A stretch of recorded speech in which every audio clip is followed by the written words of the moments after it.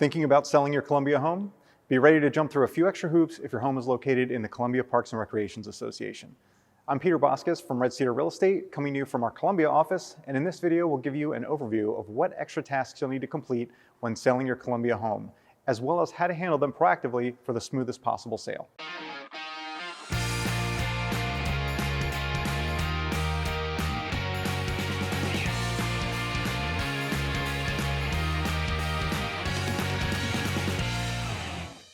There are a number of steps in the home selling process, but if you live in Columbia, Maryland, or the surrounding areas that are part of the Columbia Parks and Recreations Association, otherwise known as the CPRA or CA, there may be a few additional steps that can make your home sale a little more complicated if you aren't aware of them. First and foremost, you'll want to make sure that you and the CPRA are in communication about your home sale prior to the home actually being listed.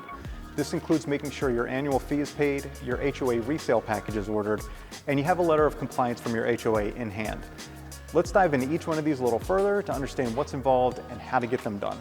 Disclosing your annual CPRA fee is important to potential buyers, so they are aware of all the fees associated if they choose to buy your home.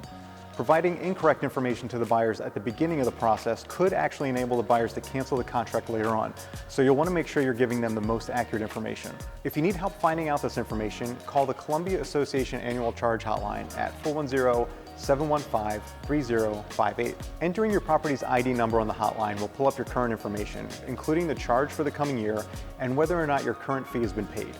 The fee changes each year based on your home's value, so you'll want to make sure you're sharing the most up-to-date information. Before you make the call, if you don't know your property ID offhand, you can get that information from the Maryland property website at sdat.dat.maryland.gov.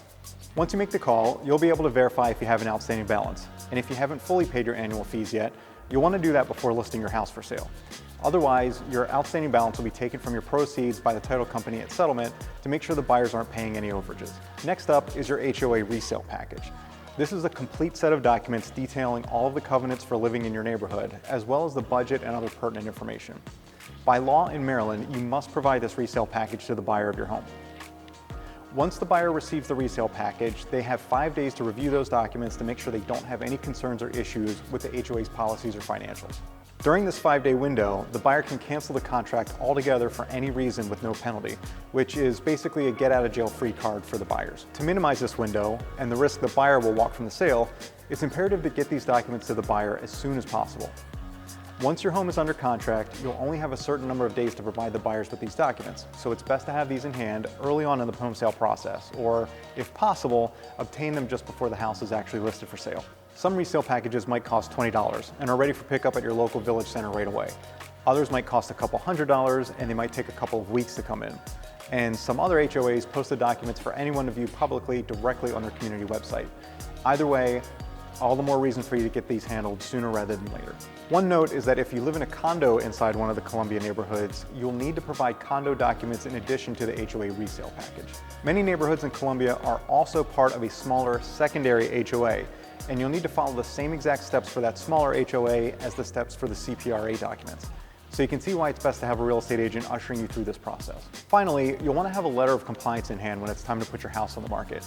Anyone buying property in Columbia assumes responsibility for any existing covenant violations, even if they were done by the previous owner. Any non-compliant items become the responsibility of the new owner.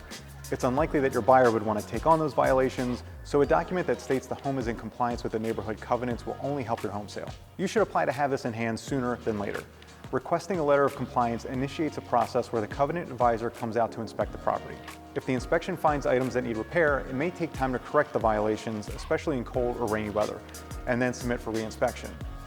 Note that this is not the same thing as the buyer's home inspection. If there is some type of addition or alteration to the property, like a deck or a walkway, that never received formal approval from the Resident Architectural Committee, or RAC, it will take time to submit a request for after-the-fact approval. So it's wise to submit an application as soon as possible in case the RAC denies approval or requires changes that require re-inspection. And yes, that means it's quite possible you will be responsible for correcting or getting approval for an alteration that was not done by you. Each Columbia neighborhood has their own unique letter of compliance, so make sure you're using the correct form. This is usually found on your village center's website. So there you have it. If you live in Columbia, Maryland, or one of the surrounding areas that also belong to the CPRA and are planning to sell your home, don't forget these 3 crucial steps. And of course, you don't have to take these steps alone.